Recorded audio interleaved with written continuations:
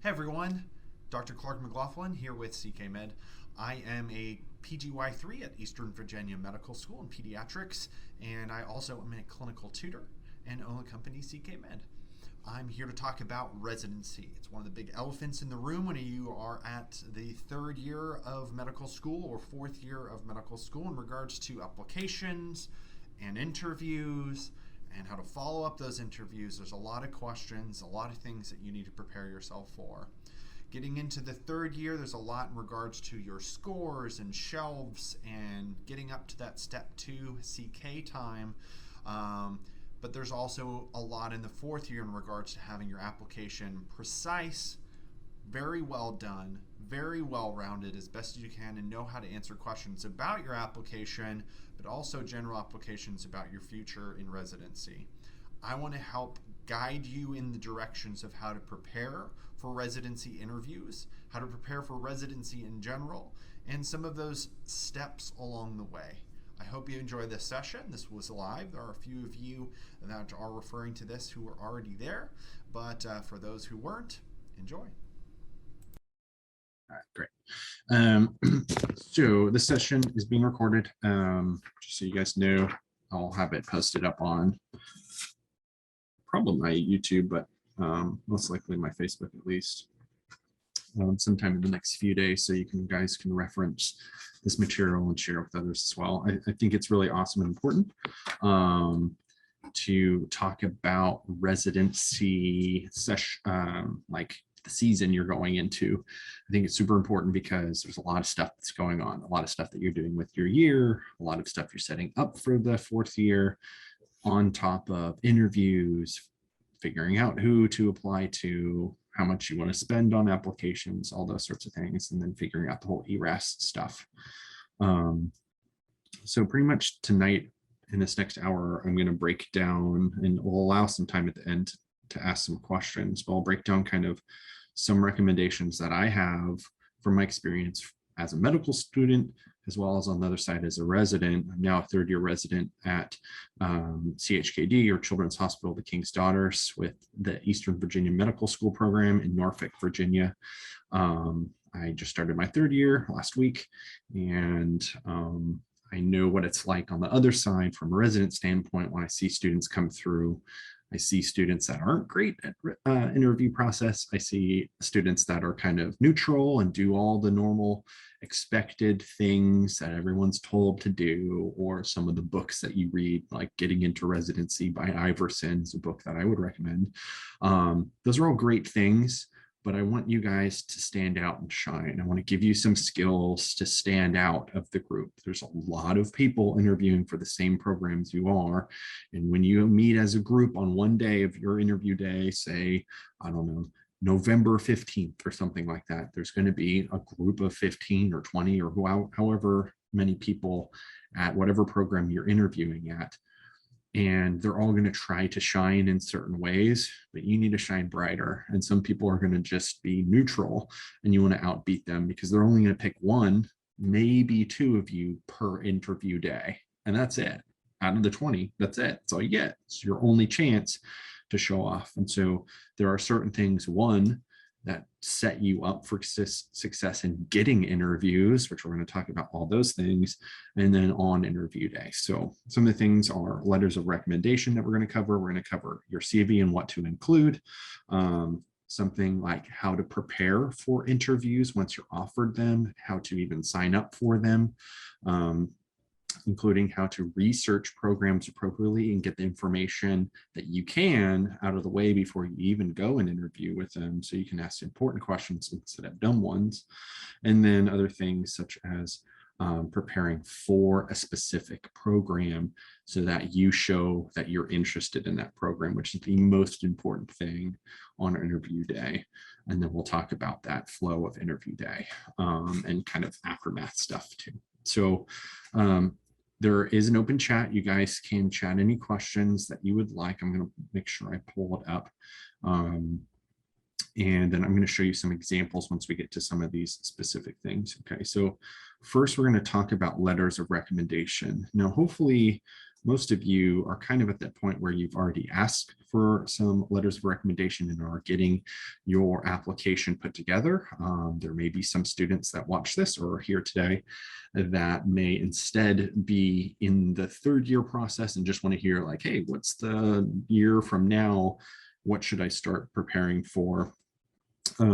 If you're one of those students in third year or going into third year and you got a year before all this stuff happens, get your CV ready and get your personal statement as ready as early as possible.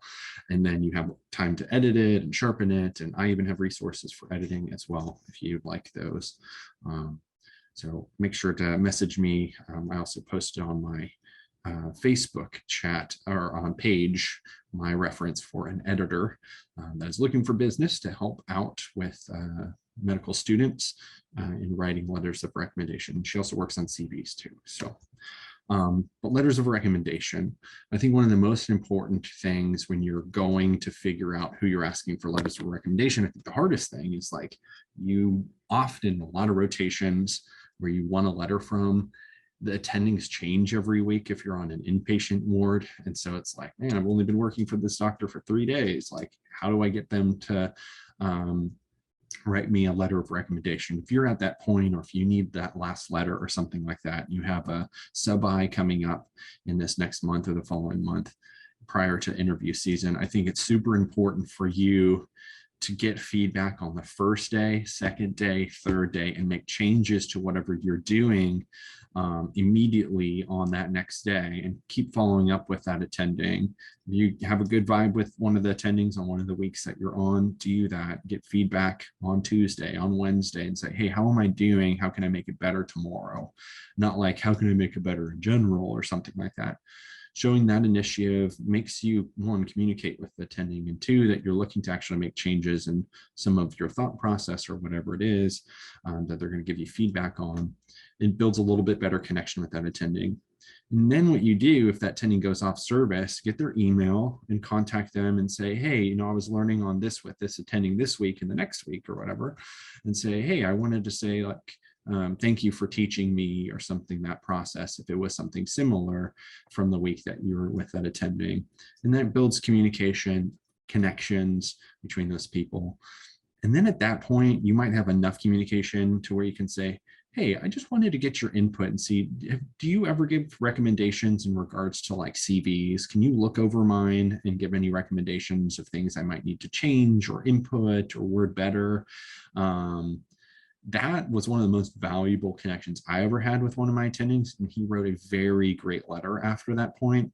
And then here's the killer. If you have an attending that you want to ask a letter of recommendation, you have to be very specific and also very careful, because some letters are boring and neutral and skipped over. You don't want that. You want something to stand out and get you an interview if it can. In addition, you want something to talk about on interview day if it comes up. Every single interview I ever went to, they always talked about the personal statement. Now, props to my helping editor to help me sharpen what I was trying to get across in my ideas. But it gave me a little edge in regards to one part of my application while I'm already working all of the other parts of my application. So here's how you ask an attending. You say, I believe that we have been working together and you've been teaching me, and hopefully I've been implementing some of the feedback that you've given me. I was wondering if you would be able to write me a great letter of recommendation.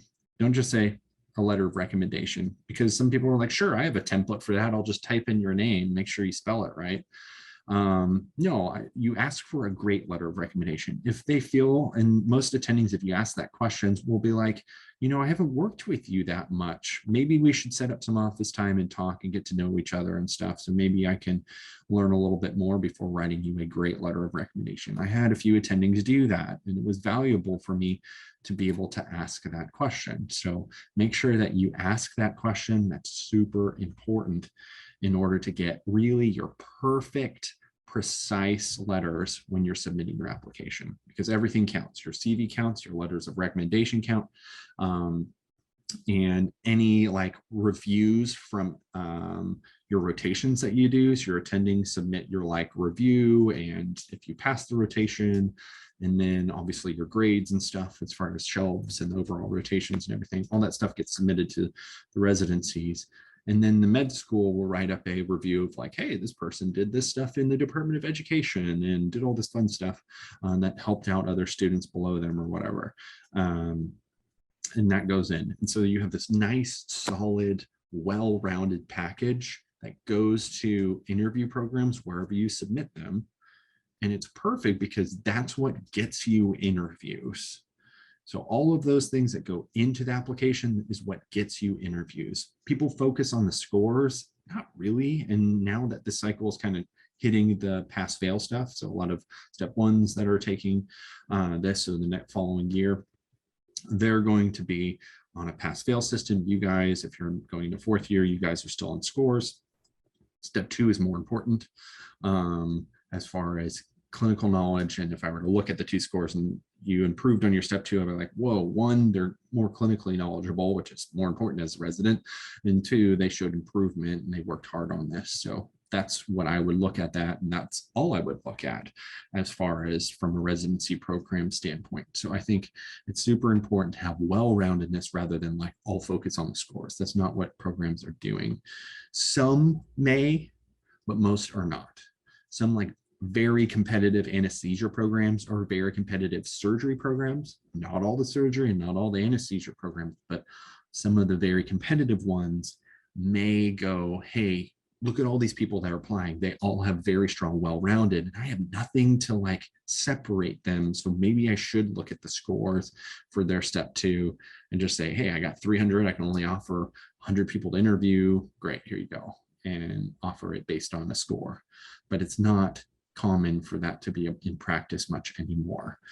We look at a lot more than that. One of the best qualities, if you have work experience pretty much from the time you got out of high school, through college, through med school, anything like that, if you have work experience while studying, whether it's medical or not, and this kind of segues into the CV part of this, but we'll backtrack in a second back to the what goes into the letters, but put it in your CV, all of it. I used to work at Target. That was in my CV. Has no medical experience whatsoever. And the OCG of school was like, no, only put medical stuff. I would have like a 5-year gap of no work experience. But when I put all of that work experience and I was studying, full-time work, what that showed the residency programs, and I had this multiple times brought up during interview season, was like, wow, you showed you could study and work at the same time. Guess what you do as a resident? You work and study at the same time a lot. So they want to see that people have the ability to do that. So put it all in there. So that's what my bonus for CVs. But back to letters. Some of the things I love OCG's like breakdown of like what to include in letters, because I'm a writer. I don't like writing, but I will if I have to. And I had to for this. My wife's a writer. I'm not a writer. But I love that there was structure that they gave and said, hey, you can put whatever story you want to draw attention. That's totally fine. Put that in the beginning short. Keep it short as possible. Don't get all into, oh, my heartbeat was beating and all this stuff. Okay, don't go too much into it. Short. But your objectives are, I have these qualities, and here's a proof example. Not just like I have qualities. I am humble and I am dedicated. You can't just say those. You got to prove it. So prove it in a personal statement, and then get across what you're going to bring to a residency program. And so like creativity is an awesome one. If you have creative examples of how you changed or strengthened some education program or some sort of department, or like if you led small groups, but you did it so creatively, like you created a YouTube channel, for example, like that's something that I talked about, right? So there's different things that you can put in there that show a quality and prove a quality. And so if you want to talk about yourself in that personal statement, because that's what it is, you want to prove some qualities that you're going to bring that apply to this residency program, and even sometimes a little bit more specific in regards to the specialty you're applying to. So like for me, it's peds, but whatever you're applying to. And some people are applying to different specialties, so have different goal statements in regards to your proof of qualities that are good for that type of specialty. So keep that in mind for that. Those are really good, like, goal tips that you want to be able to get in your letter.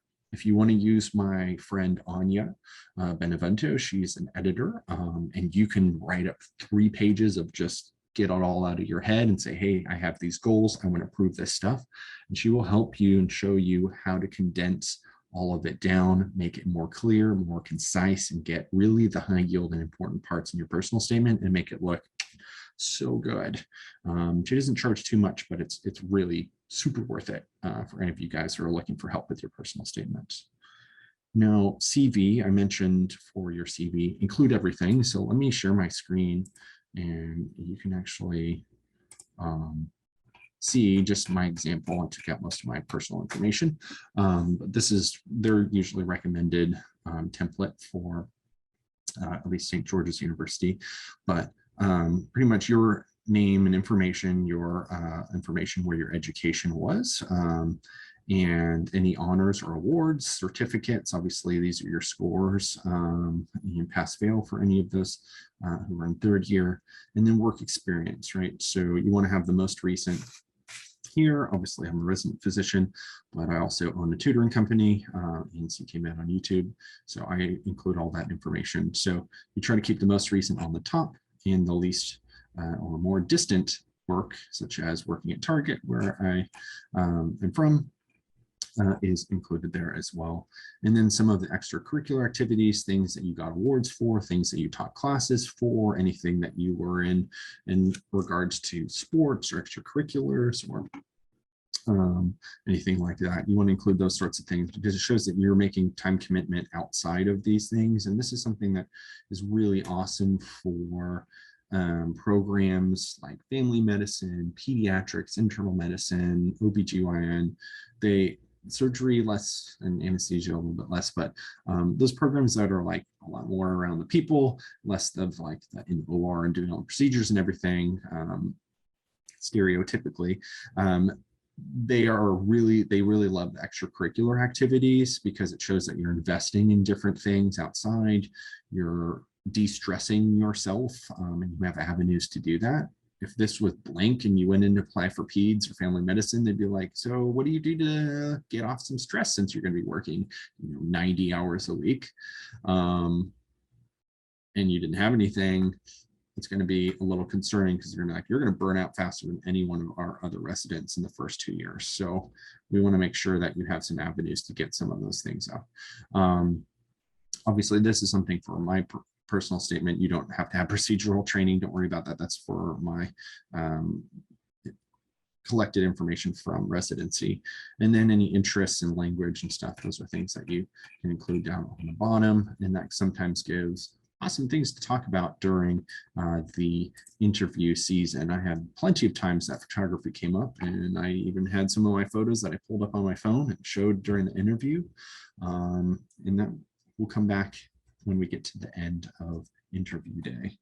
I'll bring that back up. Now, let's pause for like a couple minutes. Does anyone have any questions so far about anything that I've talked about? You can voice them now.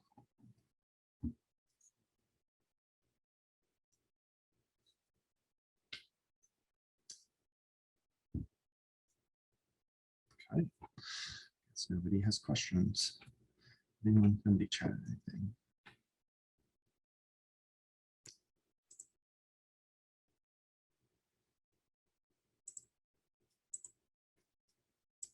Okay, all right, I guess I'm being clear. All right, so the next part is preparing for interviews. If you're in term or year 4, I should say, you're coming up close to interview time and submission time. So you won't have a lot of time to read, but there is a book called Getting into Residency by Iverson. And This is an awesome book if you can find it paperback or even like an old used. It doesn't matter really what year it is that you get. This is, I don't have to show Alan Iverson. Let me share my screen so you guys can see this. This is Getting into Residency by Iverson. This book is awesome. The first half of the book is really about how to find what specialty you should go into, or like if you don't know. So this is really important for like second and third years when they're like, gosh, I'm coming up on a time, I got a year, I'm working on how I'm supposed to learn clinically and rotations, and how am I supposed to get out and figure out which one I like the most in order to apply to. So the first half of the book is mainly for third year students, maybe the end of second year if you're, getting into things early.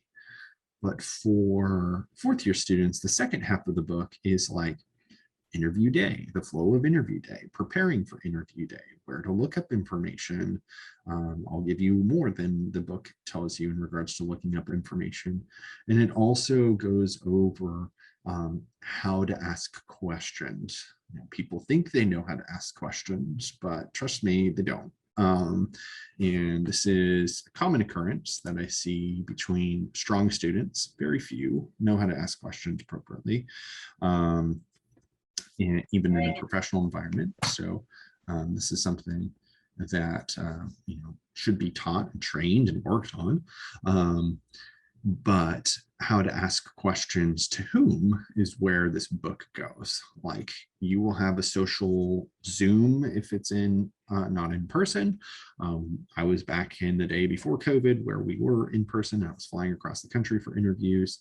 And when hopefully we at some point get back to that, if we ever do, you will have social communication days with some attendings and mostly the residents, where you can ask some questions about the program that are like more about life and hours and those sorts of things. Now, there's some questions that you can get answered before you go, so that you're not just like running down this list like, okay, so how many hours do you work? Do you get free parking? Do you get free food? Do they charge you for additional things? Is insurance covered? How much do you make a year?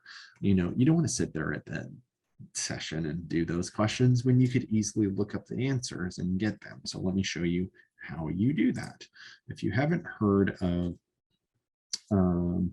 the Frida's residency database, this is super important.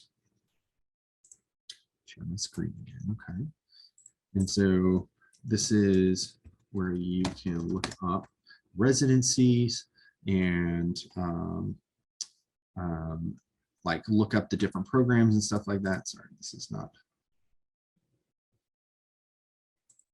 There we are. This is the one I'm looking for. So it's that FREIDA, FREIDA.AMA.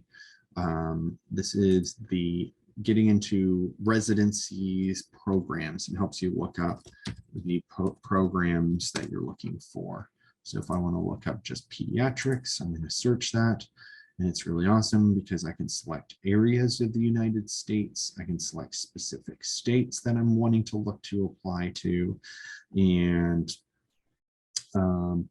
for example, like if I choose Tennessee, I have residency, I have pediatrics selected, I can look up the programs. Now, some of these websites, when you click on them, you can peek at some of the information about them, such as how many years is the residency, where is it located, and you can see this here, and look up different things in that city. You want to look up program and like work schedule, for example. This tells you how many program spots are available. And so this is a small program. Mine has 20, well now 28. We had 24 in my class, but our new class is 28 people. So this is a very, very small program. I actually rotated here. They're really awesome residents.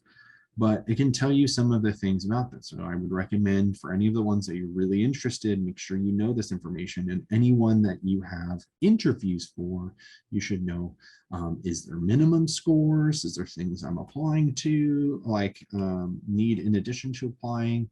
Do I need visas if I'm not from the United States? How many hours do we have? Average hours per week. Remember, this is averaged between the last 2 weeks of an outpatient and the first 2 weeks of an inpatient. So you're probably looking at 40 as the low part of the average. And however you get 56, then you're looking at what you're doing on inpatient hours as far as weekly. It will tell you if there's 24-hour shifts, how many of them are there, how consistent, like how often are they? Is the night float system where you do like a whole month or 2 weeks of nights? Those are important things that these programs go. And then sometimes for us as SGU students or IMG students, if you guys are all SGU students, it will tell you also kind of the percentage that is broken down as far as like IMG. So here they take a pretty good amount of IMG students. So you have a very good shot of getting a spot there, especially if you rotate there, which you can as an off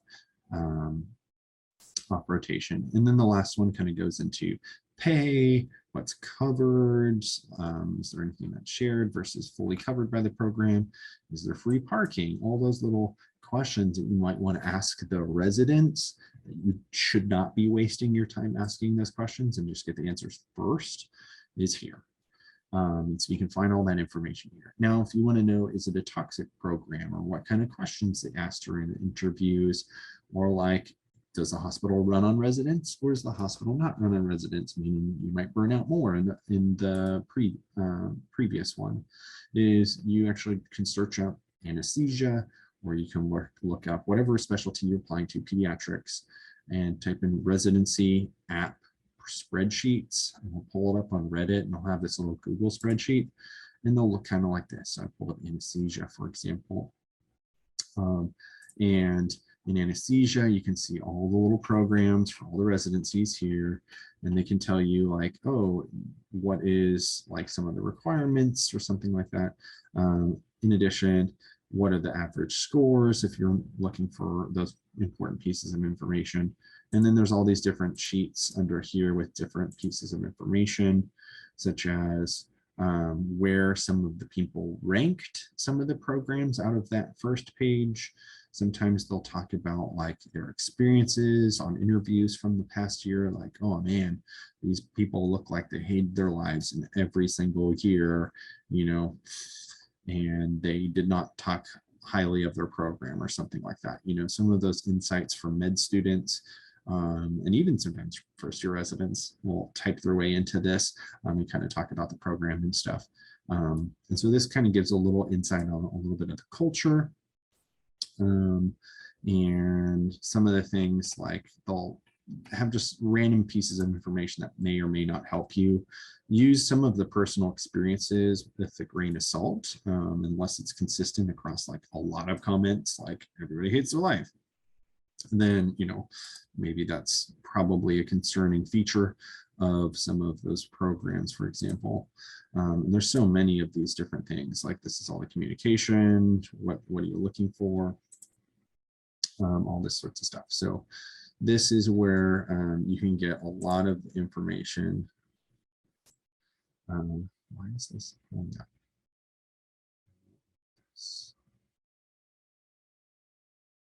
Super weird.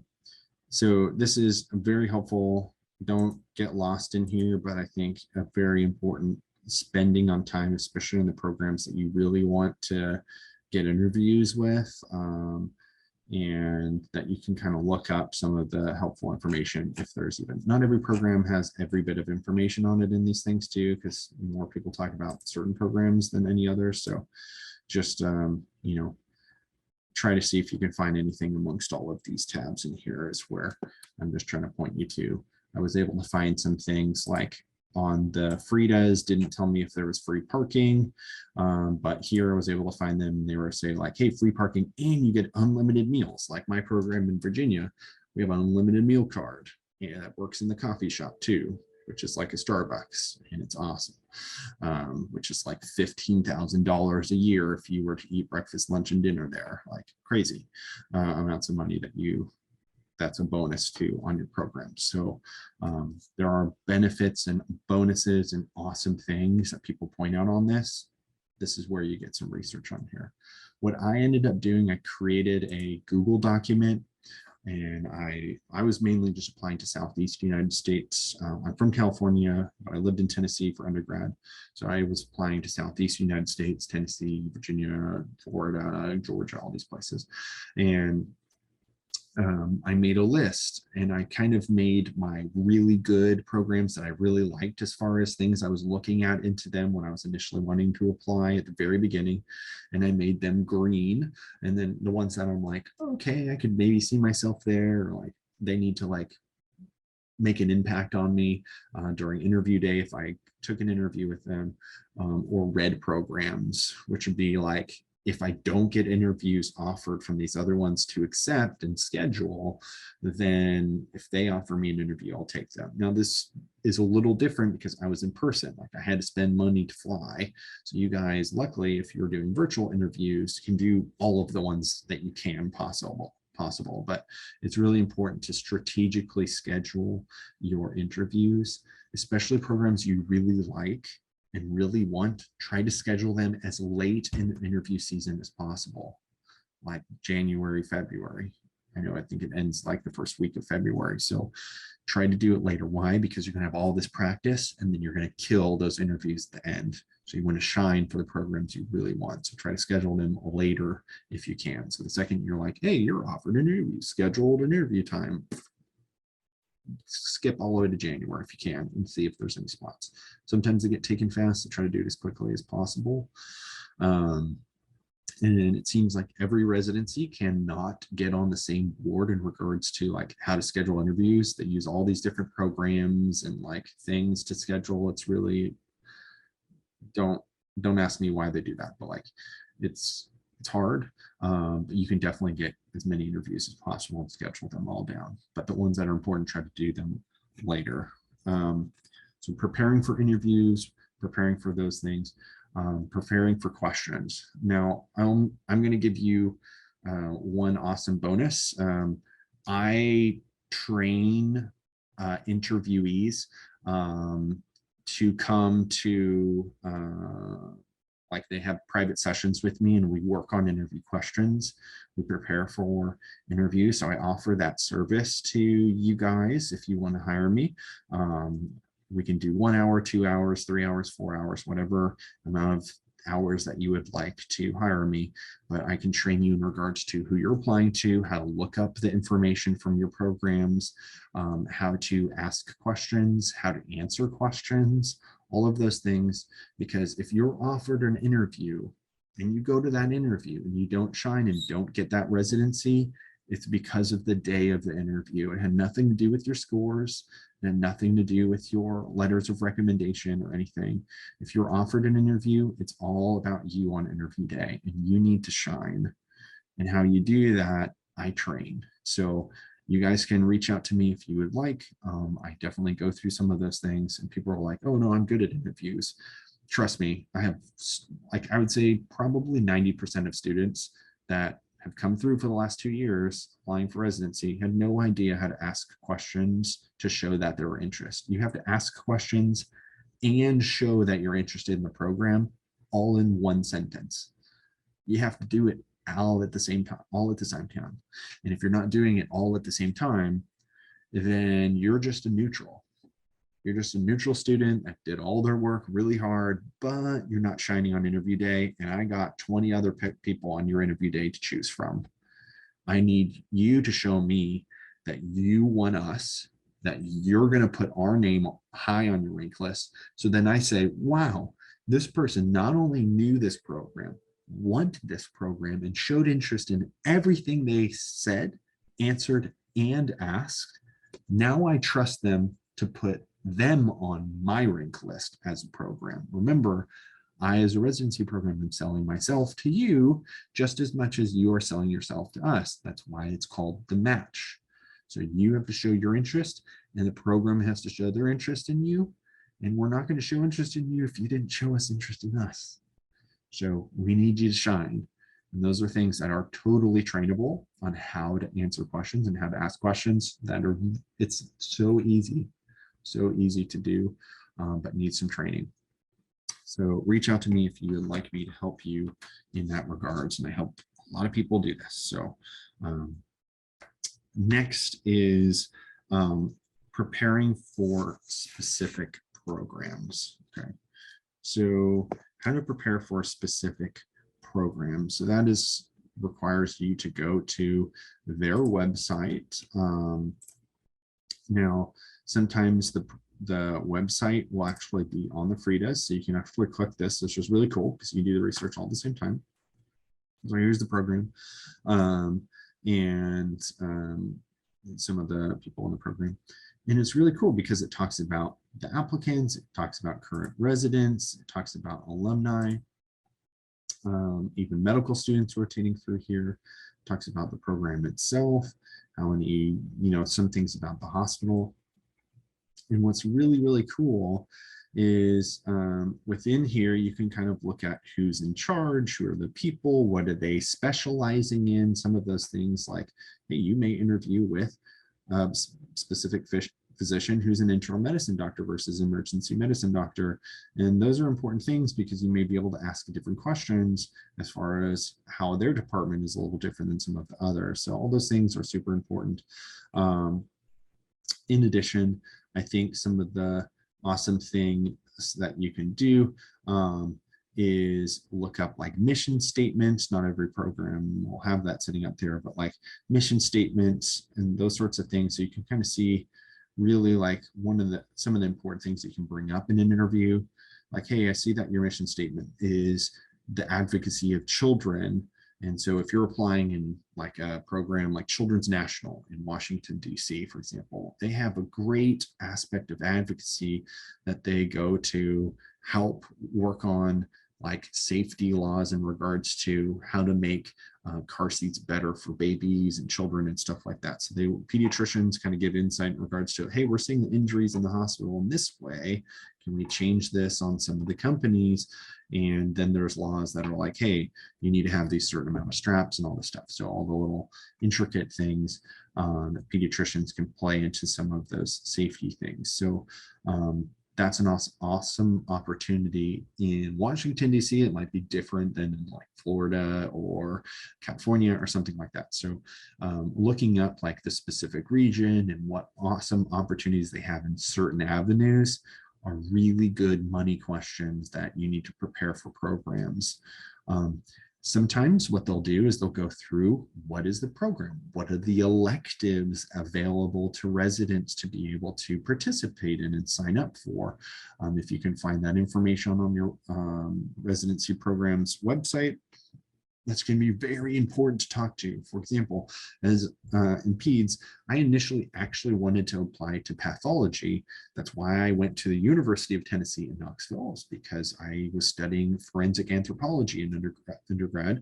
And then I changed to microbiology and completed my degree there because I ended up deciding to pursue medicine instead. But I wanted to do forensic anthropology. And so I thought, well, if I'm going through medicine, maybe I could do forensics and be a forensic like physician in pathology, forensic pathologist. And I could totally have done that. And I thought about it for a long time and ended up choosing peds, but I could have applied to a program that does that. And one of their huge aspects of forensics is like child abuse, for example. That's a huge part of their expertise as well. So some of that avenue, not every residency program in pediatrics has child abuse. My program here and a few other programs I interviewed had that as opportunities. And so I made sure when I was asking questions about it, that they knew they were unique, that I would ask a question, hey, I looked up and I found that out of actually less residency programs than I thought, you're one of the ones that has an opportunity to rotate as a resident in child abuse or forensic pathology. What opportunities will I be able to do if I choose that as an elective? What can I do as a resident? Those are important questions where you did research, you showed your interest in asking the question, and then you followed it up with what is the question so that they can answer some of those specific things on interview day. So those are things that you can look up and find through a residency program's website when you're looking up some of that stuff. And if you notice that some programs have very special electives, for example, when I was interviewing one of my actually was like my roommate for a while when we lived in Stockton in these tiny dorms doing rotations in third and fourth year. In California, he was applying for Stockton's General Hospital there and their family medicine program. And theirs was one of the first programs to ever initiate an elective to learn how to do vasectomies. And I heard about it while I was on the rotation. He had already done the family medicine and it was coming up interview season. I said, ask about this. And I taught him how to ask the question about it. And he's starting his third year in that program. So it's awesome to ask about specific things that show up in a program that are unique or that are like rare amongst all that general specialty that you're applying for. And so do your research, find out those opportunities if there's something rare. And you can, just a little trick, even ask about the ones you're not super interested in, but show that you are in how you ask the question. But still make it shine that it's unique. It gives you something to talk about, gives you something to shine in regards to your day on interview day. It makes you stand out of the group. And then you're like the well-rounded with the good scores and the nice personal statement that's been put all together that proves that you have these qualities. And then you show up on interview day with already knowing all the dumb questions answered because you researched them. You know the mission statement of the program. You know what special electives they have and the general ones. You know how much you're going to work. And then you've also proven that you can work and study. If you have that in your CV, you're going to be a very well-rounded student. And if you're nice, that's all you need. If you do all of those things together, you're going to be a very strong student that stands out. I have students that may have something deficient, like they didn't do research. I didn't do research on my application. I did different things that I invested my time in, like teaching and starting a YouTube channel and tutoring. That's what I did. I didn't have the research. And so I needed to talk about some of those things to strengthen my interviews. Some interviews will incorporate questions that ask about your deficiencies. Be ready to ask those answer those questions, but do it in positive light. I had a student that I worked with who did not pass their like step exam, and I worked with them for a long time. And it was very important because that student was like, gosh, I needed help. I needed guidance. And I could have easily said, oh, well, why didn't you pass that first time on step? And then if you don't have a good answer, you're just a neutral or even bad answering of applicant, right? You could be that student that shows up and has that experience where they didn't pass the step the first time and then had to do it a second time or something like that. But if you showed improvement, you showed dedication, you showed that you were humble enough to accept help and get help, seek help, and utilize that help to show improvement, that's what you talk about. You talk and change the negative thing that they're pointing out into what did you do to fix it, right? If you didn't have research, which I had that from a couple interviews asked me that question, I said, well, yeah, of course, I didn't invest my time in a lab calculating numbers because I was teaching and helping my students below me with my YouTube channel. I expanded education, I strengthened, I had thousands of students that were like, you helped me focus and pass my exam. I like needed help. There are so many people that sought out my help for things, for tutoring for step 1 and 2, and now 3. And so I was doing different things, and that's what I turn my answer into. So know where you struggle sometimes if you're going into interview season, what's on your application. You got to know that. As you have to know what you submitted to them, like it's the back of your hand. So much so that if they like point out like, oh, hey, why didn't you do good in pathology? You know, well, I was doing all of these other things and investing in something that was more important. You know, this is all opportunities to have good, actually great answer choices that turn it into positive light and show interest. If you do that, you're going to be really, really strong for interview season. The last thing that I want to point out is for residency day, or sorry, residency interview days. Usually the flow is like general conversation, talk about the program first. They usually do PowerPoints and stuff if you haven't been through interviews or heard about how the flow is. They usually tell you kind of like what the residency is, some of the general things, and then they break you off into small, usually in most programs, they break you off into individual program leadership interviews. Sometimes that's chief resident, and sometimes that is actually like faculty, like program faculty. And every interview is a different experience, but I would say try to bring a notepad and write down emails of every person, or at least their names of every person that interviews you, and try to remember one highlighting personal point that you had in conversation with them.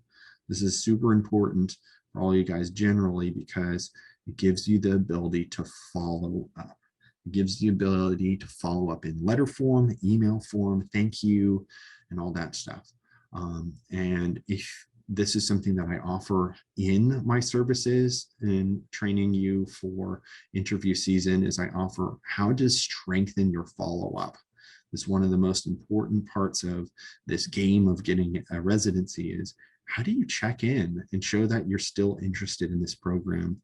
There's the whole preemptive research, the day of interviews, where you show off that you're super invested in this program and really want it, not overly, but like with how you ask questions and focus about things that you've learned about the program.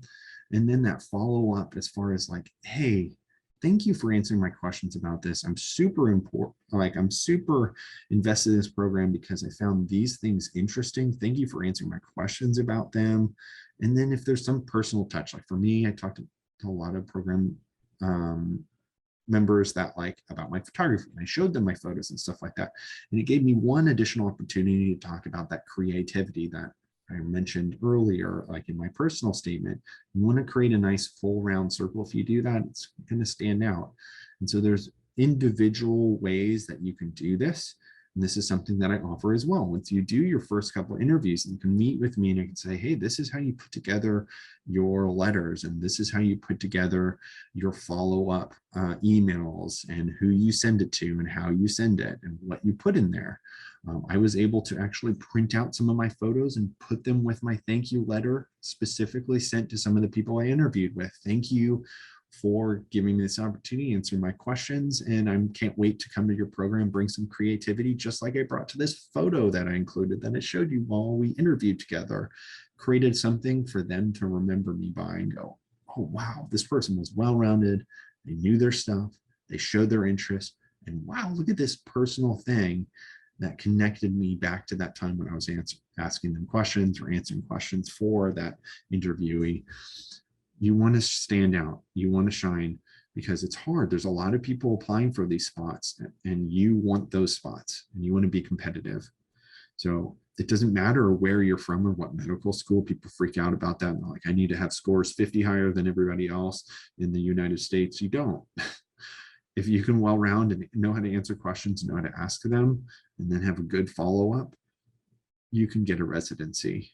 Just remember, and I say this to people and I try to be as blunt as possible, but like, if you were offered an interview and you didn't get that residency, it's because you needed to work on your interview day. You had 20 people in your room and you needed to be the one that was chosen that day. So we need to work on that, and you can hire me to train you how to do that. So does anybody have any questions about anything that I talked about tonight? Got about 10 minutes. Like anything. I have a question. Yeah. I came in a little late, so I'm sorry if you have touched on this topic. I just was wondering if you have, I guess, advice on like things to start planning for. I am studying for step 1, but I took it and failed it, so I have to retake. So I was wondering what I can do, or I guess like plan to do to, I guess, supplement my application in the future when I do. I'm just worried that obviously how that will impact when I apply. Yeah, sure. So yeah, I did mention this a little bit. I had experience with another student. So it if you didn't pass the exam first, but you're working on improving and you get to the point of improvement, you pass that, whether Mm-hmm. you sought help from a tutor or something. By the way, I tutor. Um, or any help of any way that you got, you realized you needed help, right? Mm-hmm. You're realizing that right now. So don't forget that. And that's if you get that question in the interview trail and you showed improvement and you worked real hard and you dedicated some extra time to make sure you passed it the second time and you sought help and all that stuff, you learned something about yourself. Right. You learned that you could realize when you need help, which is one Right. of the most important things. As doctors lose, as we get more experience, we think we don't need help. No, we Right. do. And if you show that and you answer it that way in the future, great. Okay. Yes, maybe you should do some other things too, so that it's not just like you went to medical school and that was it. Then you took your Mm-hmm. steps. Do some research, join in, write some articles with some residents, do those sorts of things so you can have additional time spent on other things. But make sure that you, right now, work on at least killing that exam the second time you take it. Okay. So if you do Okay. that, and then for this next year, do some other additional things, just say, hey, it showed me that I needed work on some of the stuff for my applications, and this is what I did. I did these additional things for this following year after I took that exam again and passed it. So it doesn't have to be a lot and overboard and like, oh, I joined 47 research projects or something like that. Like, no, don't do that. Mm-hmm. Okay. But if you do a couple, great. And if that they bring up like, oh, why didn't you pass it the first time? Well, I learned that I needed help and I didn't seek that initially, but I did here and I showed great improvement here. So changing the light where they're giving you a negative question, they expect you Mm-hmm. to come back only neutral. If you come back positive, you've answered that question correctly. And I'll Okay. give you extra points. I was interviewing, I'd be like, wow, okay, not only did they just say, oh, well, I worked hard and I made improvement, but if you said, Mm-hmm. well, I actually realized I needed help. I was not in a place that I initially thought I needed help, but I did. And I realized that after I got my score back from the first time. And so therefore I worked on getting help. And then I showed improvement. That's a different quality that you're proving to me. Okay. Okay. Thank you. Yeah, of Thank course. you for everything. Of course. Somebody put in the chat was wondering how.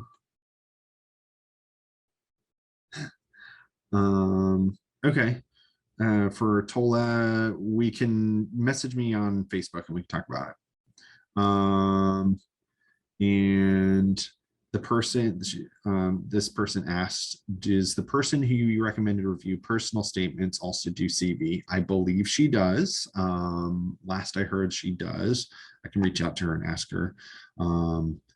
But it's a small photo with a small little tan thing. It says Anya Benevento. If you scroll down on CK Med Facebook page, you can find that photo. That's the information. You can reach out to her and ask her like pricing and how long it takes, and please help me. Good question, Nick. How do you determine how many programs apply to? Probably your bank account is one big important thing.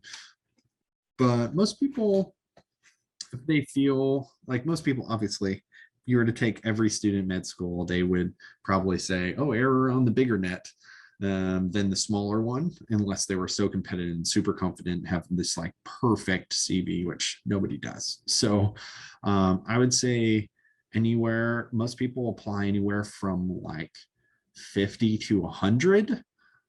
Some people who feel like they need a little wider net because they're applying for 2 programs, then it should be 50 to 100 per specialty that you're applying to, if there's even that many in that specialty. And I think that that's usually a good amount. So, do your research on where you're hoping to live. If you like moving and trying new experiences, go to different places. I am a 3rd year in Virginia. So if you want to move to Virginia in pediatrics, then apply to my program. You might see me there. But, how many really determines on how much you can spend on them, where you're applying. If you're limiting that amount, there'll be less that you can apply to, and then the amount of specialties. But for a single specialty, a good net is anywhere from 50 to 100 if you need a wide net that wide. It's hard to say specifically, but that's usually where most students want to apply. How many interviews they may accept. With the virtual, they accept a lot more. Most students accept a lot more when they have that opportunity. So I used to be in the realm where 15 to 20 was a lot of interviews to go to. I had a student, it was like my, I don't know, maybe my second interview, a month and a half in, she'd already done 30 and she was at my interview. I was like, oh my gosh, that's a lot. But in virtual world, yeah, 30 is probably not that, like, that's probably right around where some people get tons and some people get less. How do you use to gauge good programs and ranking purposes? So this is actually a great question. I had to ask myself this question as well. It really kind of depends on your personal preferences. So I was getting married just before residency, so I'd consider family, where we wanted to live. So it was beyond just myself and my decisions on where I wanted to go. In addition, the place that I chose was kind of like on the top of where I wanted to go anyways. But location, the cost of living is a huge thing. Like if you're wanting to apply to California, the cost of living is insane and you don't make that much more. You make like 5,000 more and the cost of living is 2 or 3 times most everywhere else. So unless you're in certain places like Fresno or something in the middle of nowhere, you know, the balance between how much you make and the cost of living really does take a huge damper on your paycheck every month. So those are huge things that you have to weigh in. And if you're okay with moving or not okay with moving, those are all, you know, there's a lot of factors that go into this. And then some programs like are stingy and they're just like, you have to pay for parking. It's like $200 a month at the hospital. And then all these other things, you know, and just like how much do you get paid at the end of the month? Like $50, you know? So those are all like important things that you have to think of as, you know, responsible adult about how much you're making and everything. So, you know, that does make a huge impact on like where you're applying to, because there's just some programs that are just like, don't apply there. I don't know why people do apply there, because maybe they live around the area or something, and that's great for them because then they don't have the cost of living part because they live at home or something. It really depends very specifically to you. And then, is it okay to include in your personal statement that you are willing to go anywhere and travel in terms of why you're applying to the program? Does it show lack of commitment? No, I think that is a nice statement. I think I got that question because I'm from California, went to Tennessee and lived in Greta for 2 years, and then was coming out of med school all over the place. So I had that question often, like anytime I was in Florida interviewing in a bunch of programs, they always asked like, why are you here? And some things that I talked about. So I've been all 50 states twice. So like I talked about, I've traveled everywhere. I've lived in different states and different countries. It doesn't matter where I go. What's important to me is what I'm learning, how I'm learning, and where's the best place for me to go next. You know, if you want to get that across in your personal statement, you can, or if you're asked that on the interview day, you should have a good answer for that. Very good answer for that. So think about it. And you can decide on where you want to put it. It doesn't matter where, because that's not a weed out. Personal statements are usually not weed outs unless they're really bad. Like they'd have to be really bad for you to look at personal statement and go, I'm not offering this person an interview. Usually it's like kind of like, okay, this is dumb and I'm not paying attention to it, or like, wow, this is really good. So just keep that in mind for the personal statement. You can do that as an answer to questions on interview day. And it's actually a great thing to talk about. And then Nick asks, mention things that students could do in their third and fourth year to stand out. Do you have any recommendations, students that have already graduated from med school and have already applied to cycle and did match? Absolutely. I think this is a question, not like a lot of students, but there are a group of students that are in this boat. And I think getting a job in a lab or getting a research job, going to the local college or university, finding opportunities to teach, like even going to teach, because if you graduate, you have an MD.